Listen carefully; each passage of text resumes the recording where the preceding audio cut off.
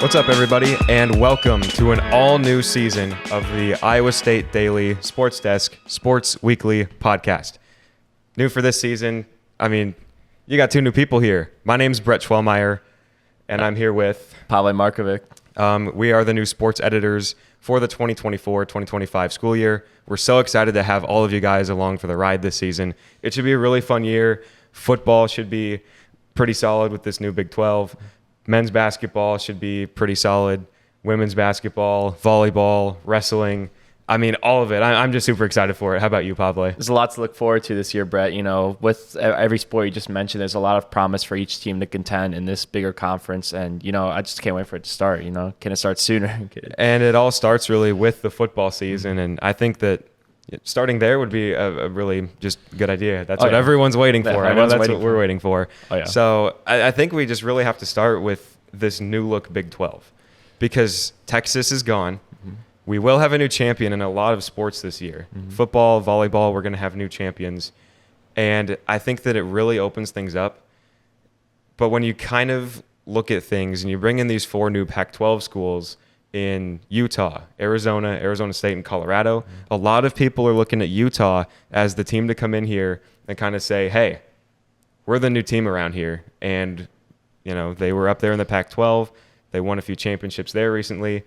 They could come into this thing and take it in year one. Yeah, obviously the main thing for Utah is the return of Cam Rising, their starting quarterback, and seeing what he's going to do after, a year off, coming off of that injury. So, we're expecting to see them because, playing in that stadium, Rice-Eccles Stadium, is going to be really difficult for these new Big 12 teams, like especially Iowa State, since they have to play their late season when they're trying to contend for the Big 12 championship game. That could cause some issues for that team.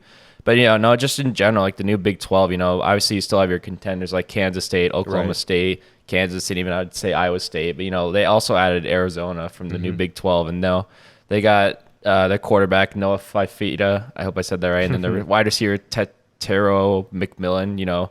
Both of them were like a one-punch, two-punch type of move in their offense, which really led them to play so well in the Pac-12 last year. So, I'm excited to see what this new conference brings. I think that really the team to me that I'm kind of looking out for is Oklahoma State. Mm-hmm. They were the team that kind of was really under the radar last season. They snuck their way to the Big 12 championship game.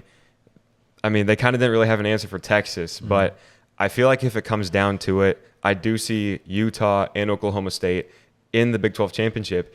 And it really, to me, kind of comes down to both of those schools have quarterbacks that are entering their 7th year of eligibility, which is insane to me. You've got the COVID years. They were injured, and there was a third one that happened somehow. And yeah, I feel like those are the two teams to beat in my mind. Yeah, Rising and Bowman kind of stretched out the eligibility as long as they can. To be fair, that's accurate because you don't know if they're going to make the NFL and actually succeed because it's really hard for, to be like a standout quarterback and make the NFL, be a starter, So I would have to agree with you there, Brett, on the Big 12 championship predictions because, Oklahoma State's going to really be carried by Ollie Gordon, who's going to be contending for the Heisman this year. He led college football in rushing last year, so he's really like their main factor. But, in their offense led by Bowman's going to be pretty good. That could lead them to a championship game. Who are you picking to win the Big 12 championship?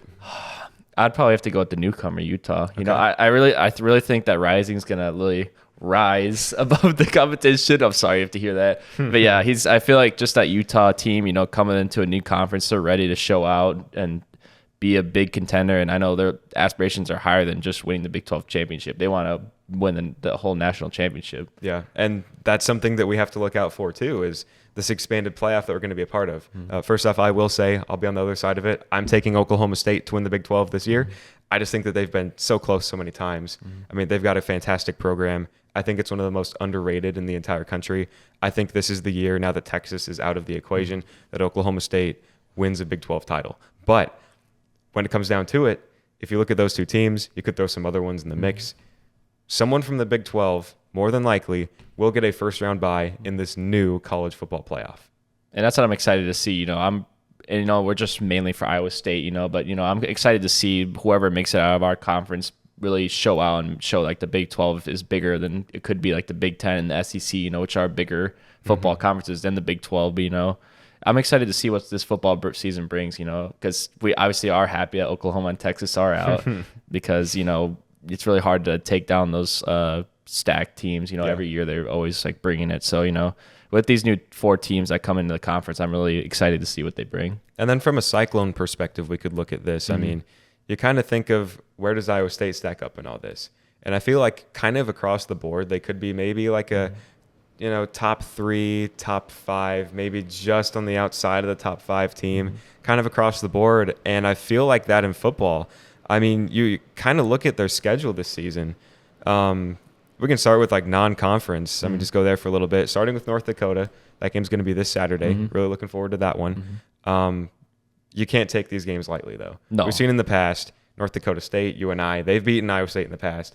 You can't look at any of these Dakota schools, North Dakota or South Dakota. You can't go into it thinking this is a free win. Yeah, and I know later last season is like the perfect example. You went to Ohio. I know you had to go to Ohio, and they lost that game. Yep. I know some other certain conditions. Like I heard, like the players were dealing with some sickness around the locker room, and like kind of other conditions. But still, you can't really take that game lightly. Like they did going into that game, and obviously resulted in a loss that could have ended up in a win. That could have ended us in the Big 12 championship game. So, that one game or just in general could be huge. So you can't really take these non-conference games lightly, even if you are having them at home. Yep. And then after that, it will be the annual Cy-Hawk game in Iowa City this year against the Iowa Hawkeyes.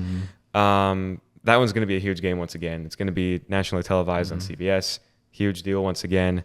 That one, I'm really iffy on picking either team. I really think it could go either way. I want to pick the Cyclones. I really do. But to me, it's just the fact that it's going to be in Iowa City this year that I think the Hawkeyes are narrowly going to take down Iowa State. It kind of expect this from Iowa. They're always going to be looked as the better team compared to Iowa State. That defense is really stout. Like they're going to be a force to be reckoned with, which will also carry them far in the Big Ten, and they could end up getting them far in their race to the national championship.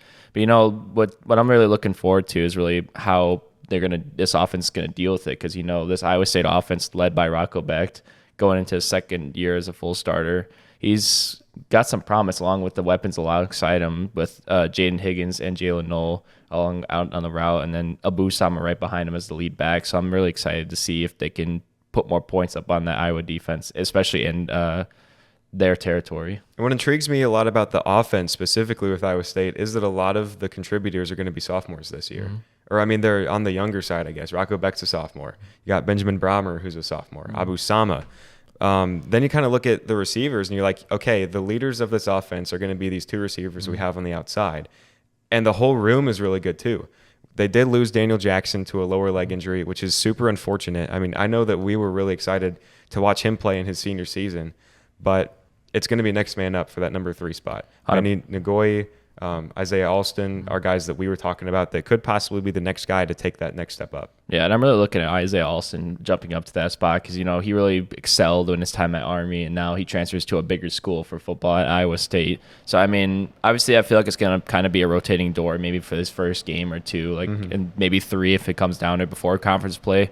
But I feel like by the end of that Arkansas State game, we'll have an established wide receiver 3.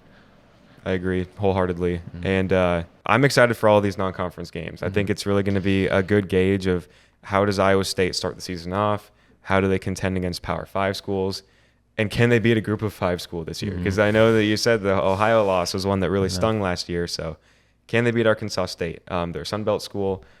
I know that they should be fairly solid in that conference, so it could be a good test for the Cyclones. You never know. But then the Big 12 season starts off with back-to-back Texas teams on the road against Houston, and then back at home for Baylor for the whiteout game, which I'm excited for. Oh, yeah. I'm assuming they're going to wear all that white gear, the white helmet, too. It's going to look really nice. I wish they played it under snowy conditions so it looked like a whiteout game. It would have been awesome. But, early October against Baylor, I think it'll be a really good showing to show, what this team can do. I know they're going to play Houston the week before, but, Houston's not really, a great football team in this Big 12 conference. We kind of expect to beat them, but at the same time, obviously, we can't take them lightly. It's another Big 12 school. But still, I really think Baylor is, a really good challenge to start off this conference season, especially at home. Yeah. Looking at the Houston game, it is your first conference game, but it's not your first road game. I think having Iowa on the road this season as your first road game is going to be huge. It's going to really help say, okay, this is going to be the type of competition that we're going to face on the road in the Big 12 this year. Because I know that people, they like to clown on Iowa and say like, oh, they're not as good as they really should be. But I mean, you can never take Iowa lightly, especially when you're Iowa State and there's a rivalry going on. But Houston, I think, is going to be honestly a good ease into the Big 12 schedule, because they're a team that I kind of have at the bottom. Baylor's a team that's kind of in the middle. But then I think the first real big test of the Big 12 slate is going to be after those games, when they have to travel to Morgantown and play West Virginia, a team that could be a sleeper to possibly make the Big 12 title. 100%. That team was underrated. They're kind of like they kind of reminded me of Iowa State last season. They're kind of trying to contend for the Big 12 championship, but obviously fell short of it. And, it's going to be difficult to play in West Virginia. Those fans get rowdy, and the stadium's going to be loud and packed. And, yeah, I agree. I think that's going to be like the true big test, because it's their first like away game that I expect to be difficult, because I know Houston will have some fans, but I know West Virginia is like more, I'd say they're going to be very passionate, I'll say. I like to compare, honestly, Iowa State fans to West Virginia fans. They're both passionate. They're both kind of from like, smaller states, lower population, and they're very passionate about their teams. So I'm very excited to see how that game goes. After that, we've got back-to-back games in Ames. There's a bye week in between them, but we've got UCF, first time that the Cyclones will play the Golden Knights as conference opponents, and then it will be Texas Tech for the homecoming game. Two games that I'm excited for, two teams that a lot of people are thinking maybe could be in the middle of the Big 12, but could make some noise too. I know that UCF really hit the recruiting side of things hard this season. I think that they could definitely be a big sleeper in the Big 12 this year. Oh, 100%. I feel like, or at least for me, for my predictions, I have them finishing like top 7, at least top 6 even maybe, because I know their head coach, Gus Malzahn, with his time, he's really led that team. I know they got into a bowl game last year, and now they got their new transfer quarterback in KJ Jefferson from Arkansas, and then they'll have their running back RJ Harvey mainly, which will be the toughest test for Iowa State, because he's a big running back that'll gash you anytime he can get. I know that you'll probably have some insider information. I mean, you've got that family connection to UCF. Yeah. It's going to be a family rivalry for me for sure, But it'll be a fun game to see regardless, because it'll be the first time that these two teams face off against each other. With them coming in the conference last year, we didn't play them, but now this time they come to Ames, which will be a good game to see. And it'll take a while to, play all these teams because of just the sheer size of these conferences too. I mean, you're only playing really half the teams in conference play with the size of these conferences now. So, I'm not saying it could happen, but there could be an instance. It could happen where you get multiple teams that finish at the top with the same record. It probably won't happen, but I'm just saying it is a possibility. It could happen that more than 2 teams finish in a tie, like at the top. 100%. Oh yeah, but looking at the Texas Tech game, then I was way too high on them last year. Yeah. I had them in not the national championship, the Big 12 championship last year against Texas. I'm not making the same mistake. I know you can't take them lightly, but I don't think that Texas Tech is going to be a top Big 12 team. They'll kind of be mid-tier, I'd say. Yeah, I feel like they're going to be middling, especially with the new competition that they're going to get. Yeah. But, obviously, like I was talking about the UCF game and RJ Harvey, they're going to have back-to-back games with huge runners. Texas Tech has Taj Brooks, who had 1,500 yards rushing on the ground last year. And that it's really going to prove to see if Iowa State's run defense is going to hold up, because, sometimes it was getting a little gashed up depending on – because – their main factor last year is giving up big plays. So I'm really looking forward to see how much they limit these big plays, especially on the ground with these two running backs. And I know it's back-to-back weeks technically, but you got that bye in between. So It's going to be really crucial for them, because it's kind of like that mid-season where you're going to kind of step it up to if you want to make the Big 12 championship game. Right, because after that Texas Tech game, it really is the final big push to the end of the season. 4-game slate to finish it out. Kansas, Cincinnati, Utah, Kansas State. And I think of all of the 4-game stretches in the schedule, those final 4 games have to be the toughest. Kansas is going to be a contender. Utah is going to be a contender. Kansas State's going to be a contender. Cincinnati at home, I'm not too worried about. No, obviously, like we said before, we can't take them lightly. We did beat them in Cincinnati last year, but still, they got Corey Kiners, another running back, to notice that he's really good. Like, they could potentially watch out for to make out for big plays. But it starts off with that Kansas game, because we're going to be traveling to Kansas City at the Kansas City Chiefs Stadium because the Kansas Stadium will be under renovations for this season. And, depending, I'm assuming they're going to have a lot of fans travel just like we would because, it's kind of like a 3-hour drive, I think, to Kansas City? 2.5, 3 hours. 2.5, yeah. No. So I think we should travel well. I do feel like to Kansas City, but still, Kansas is a really good team. Naming Devin Neal, another running back, of course, is going to be a big name to watch. And, it's going to be really, that could be, honestly, I know probably I'd say, there's other games be the game of the season, but that could really be the game of the season because those two teams are going to be I'd say about the same in terms of record and where they've been this season. And so I'm looking forward to that the most, I feel like. And it could end up feeling like a true neutral site game as well because technically Kansas is the home team, but it's not really their home stadium. Yeah. And we know how well Iowa State fans travel to Kansas City specifically for the Big 12 tournaments. The men's basketball side, the women's basketball side. I think it should be exactly the same for this Kansas game. It's going to be a huge deal. We're going to be there for coverage. So I think that's going to be a really fun weekend to play Kansas in Arrowhead Stadium. 100%. Yeah. And then moving on, after that, it'll be Cincinnati. Then it's going to be, I'd say, the toughest game on the schedule. The team that we already talked about earlier, Utah, playing them in Salt Lake City. I think it's going to be a very tough environment. Yeah, I'd have to pencil it in as a projected loss. Like we talked about earlier, Cam Rising. We will know what the Utes will look like by the time that game comes around, but we're expecting them to be ranked, expecting them to be contending or pretty close to that Big 12 championship game that they'll think. But I feel like Iowa State could give them some fits depending on what's happened this past season, or during the season. So I know. And at that stadium, of course, like I said, mentioned earlier, it's going to be hard to play. And, those Utes fans are very passionate. So, I'd probably have to pencil in currently as a loss, but, you never know. Right. I mean, it's such a late season game. Injuries could happen on both sides. You never know what's going to happen. There could be snow. Could be snow. It snows in Utah. That game's in late November. It'll be a great start to the Thanksgiving break.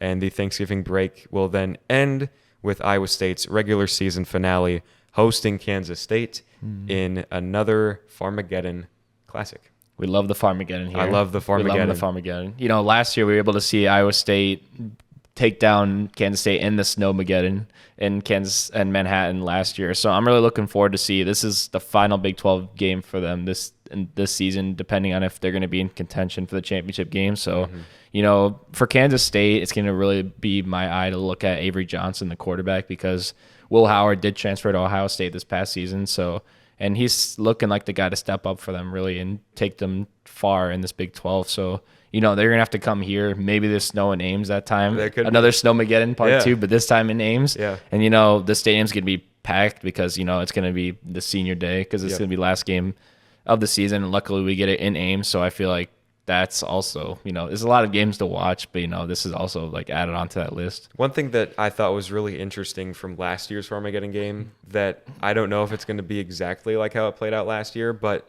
the difference in how both teams played.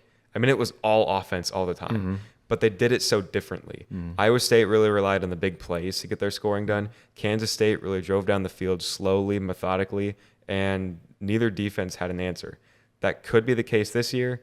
It probably won't be, but you never know. And that game is a few months out, so we'll have to wait and see, I guess. Yeah, and that was the big game where Abu Sama really broke out with that game, Yeah. It was last game of the season. It was really nice to see that he was able to do that and really break out and show that he's going to be our starting running back for this season, especially since he was competing with carries throughout the season with Cartavius Norton and Eli Sanders, who are both now gone. So it was really nice to see him break out. And like you mentioned, the big plays, hopefully we don't have to really rely upon that much. I mean, if we do and it ends up in the same result, I'm okay with that. We'll take the win, but still, we would like to see more like what Kansas State did, slow, methodical drives down the field. You always love to see big plays, of course, but I'd really like to see them take control of this game from the Wildcats. So now that we've kind of gone through every game, give me your record for Iowa State and where you think they're going to possibly end up finishing in the Big 12. No, they finished 7-6 last year. So I know I'm still kind of flipping around from these actual record predictions, but I feel like realistically, the record's probably going to be 8-4. I Yeah, I can see Because that. I would have really liked to said 9-3, but also like the same time as like kind of some coin flip games. I'm not really sure. Like for me, my losses right now are Utah. Yep. I'd say Kansas because I feel like, even though you said it's at a neutral site, kind of, I feel like they could take advantage of us. Yeah. I feel like we're going to lose to West Virginia and Morgantown just because of that environment, Plus, they're kind of on the same page as Iowa State in terms of like talent and like the roster. So, And Big 12 road games are always tough. of course, yeah. And then obviously, sadly, I have us losing the Cy-Hawk game. Yeah. Iowa always gives us they really make it difficult on us to try and win those games, especially when it's at Iowa City. I know last time we were at Iowa City, we ended up winning that game. It was a win. Yeah, in a rained out environment, we ended up winning that barely. Yep. But still, I would really like to say it. I hope they surprise me and end up beating them because that would really be nice to see. But yeah, I'd probably say Iowa, Kansas, West Virginia, and Utah are my 4 losses. I'm kind of right there with you. I think that Iowa could be a possible loss. I think that one could possibly go either way. West Virginia, I'm going to pencil in as a loss. Again, could maybe go either way. After that, one of the Kansas schools. I feel like Iowa State's going to split the Kansas schools. Yeah. I'm not sure which one Iowa State's going to beat. I'm not sure which one they're going to lose to, but I really feel like they're going to split them. And then Utah, I don't see it as of right now. Down the line, my thoughts could change. But right now, week before the season starts, Utah's going to be that toughest game of the season. So, I'm thinking 8-4, maybe around like somewhere between 4th and 6th probably. I mean, they're going to be close, but I feel like if you can get through this season, bring back a lot of the guys, develop them this year, Rocco Becht, Abu Sama, if they can come back and come out next year, they could be right there for a spot in Arlington in the Big 12 championship game. Oh, 100%, and I'd like to agree with you there, like splitting the Kansas, because I know I was kind of in between the Kansas State game at home, but I feel like they should pull out that game. I feel like it'll be close because but I feel like being in Ames, being the last day for seniors to be playing at home, I feel like they're going to be able to pull out that one for the home fans. But yeah, it's going to be about the same in terms of Big 12 standings for me as well, because, I'd like to see them in the top 3, but, it's going to be really hard to beat out. Like, obviously, I have Utah finishing number 1 and then Oklahoma State number 2. And I have to assume, like, Kansas State as 3, even though we will beat them at the end of the season, which will be nice. But, yeah, I really – that would be, like, the dream for me to see them crack the top 3. But right now, I'd probably say between 4th and 6th. And I do like the mix that Iowa State has with the schedule. You've got your tough games, Utah, West Virginia, the Kansases. Then you've kind of got some schools that could maybe finish on like the middle end of the Big 12. Your Houston, Baylor, teams like those. I like the mix that Iowa State has this year. It's not totally top heavy. It's not totally bottom heavy. I think this should be a really strong schedule that could test the Cyclones this year. But is there any team from the Big 12 that you're looking at and thinking like, man, I really wish that Iowa State played this team this year?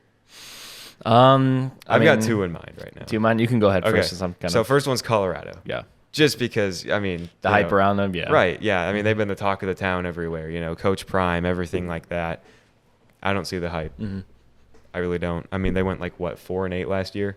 I'm thinking the same thing again. Looking at their schedule, they've got too many ranked Big 12 teams in there. Yeah.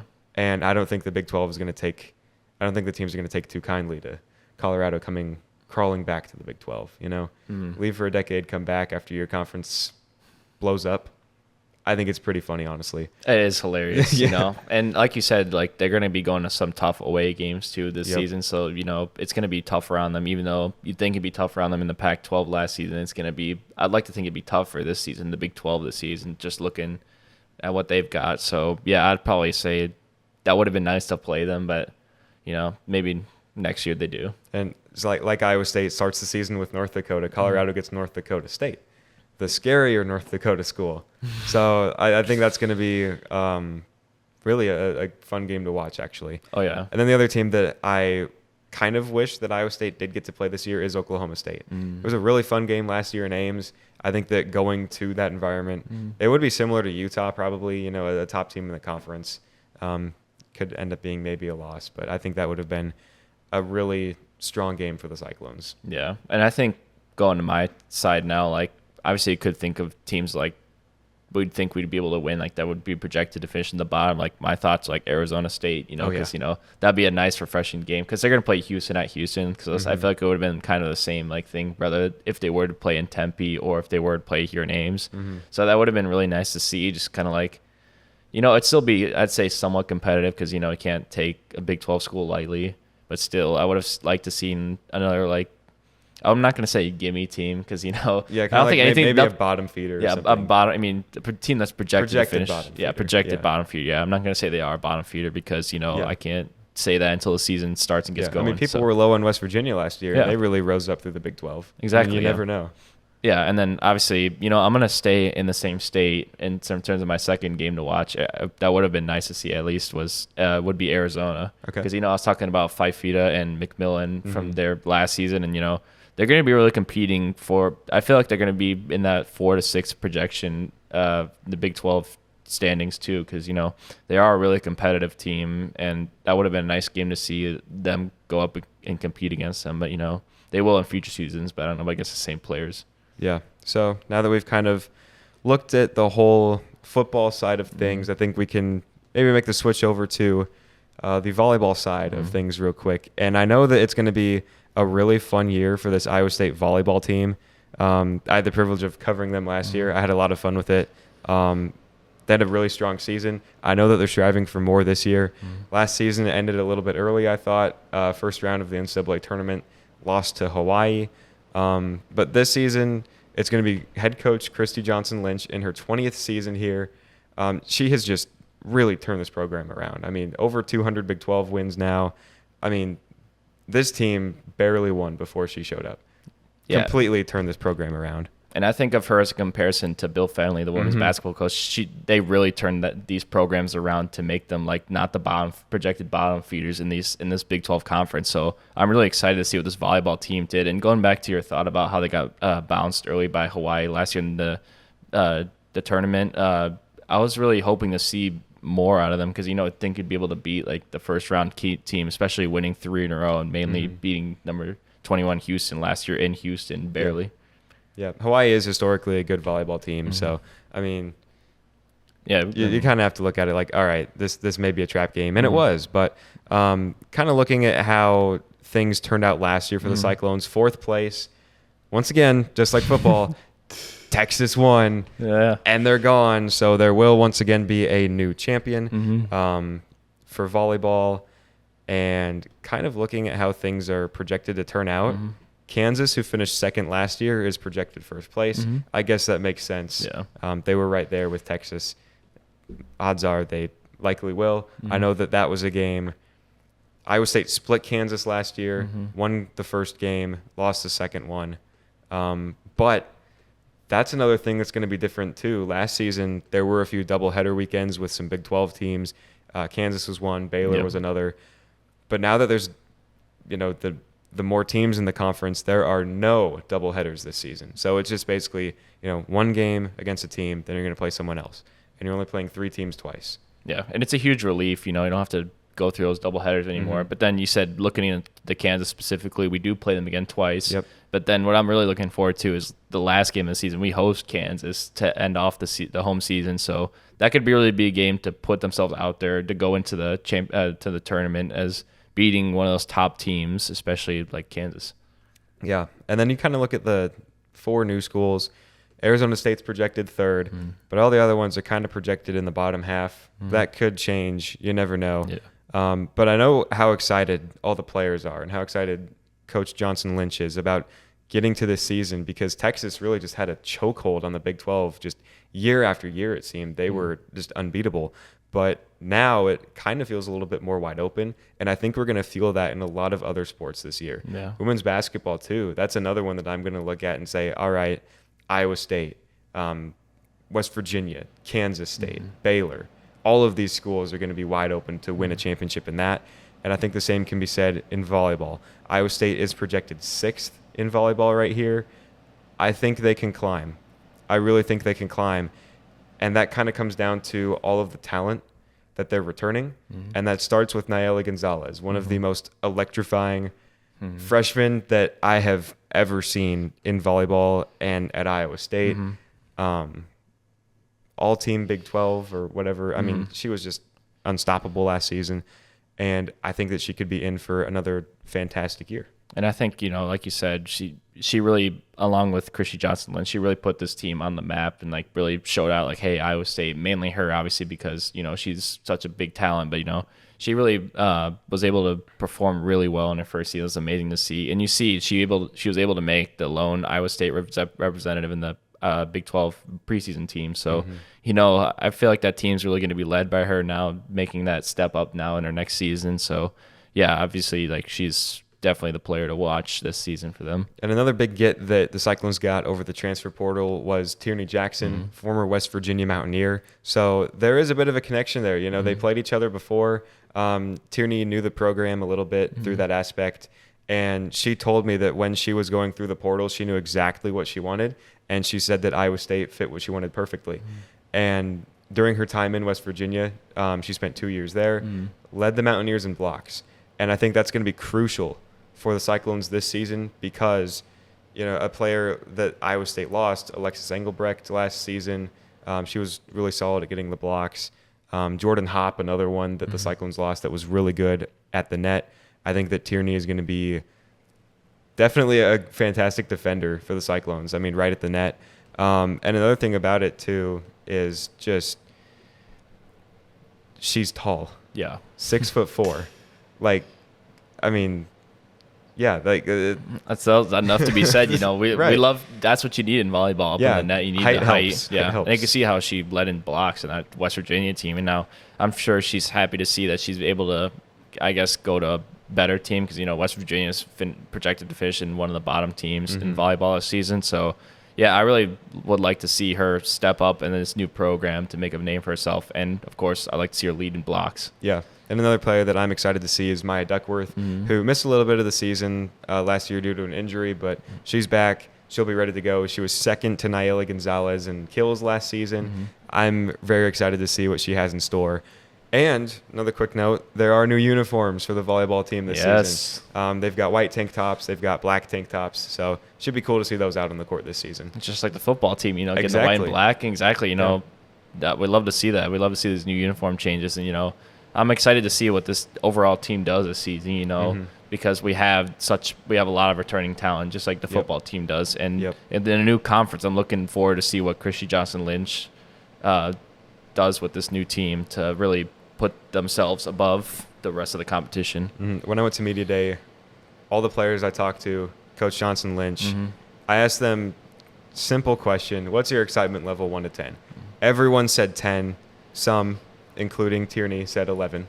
So there's a lot of hype coming into this season for volleyball. I'm super excited for it. I'm super excited for football. I'm just excited for the year in general. We are back, Brett. We are back. Iowa State's back. I mean, it's going to be a really fun year. Oh, yeah. We're excited all around the board. Yep. Couple quick notes about, like, volleyball games I'm excited for is really just that Cyclone Invitational. The non-conference games to start the season, I think it will be a good test to see how Iowa State can match up against some Big 12 schools. Starts with Toledo, but then you got Wake Forest and Illinois. And then after that, it will be the Cy-Hawk game in Ames this year.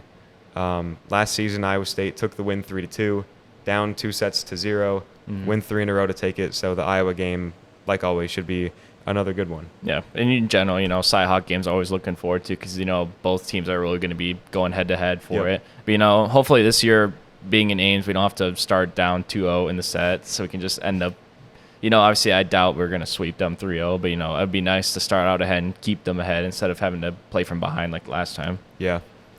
Well, I think that about covers it for football, for volleyball, our two big sports for the fall season. Thank you guys so much for watching. If you enjoyed, subscribe. We would appreciate it. Oh, yeah. If you want to see more videos like this, it just really helps out. Tell your friends. We're here. We're back. We are back. This is the start of a new season. We'll hopefully have another episode out later in the week, previewing the North Dakota football game. We're excited for that. Thank you guys for watching. We will see you next time.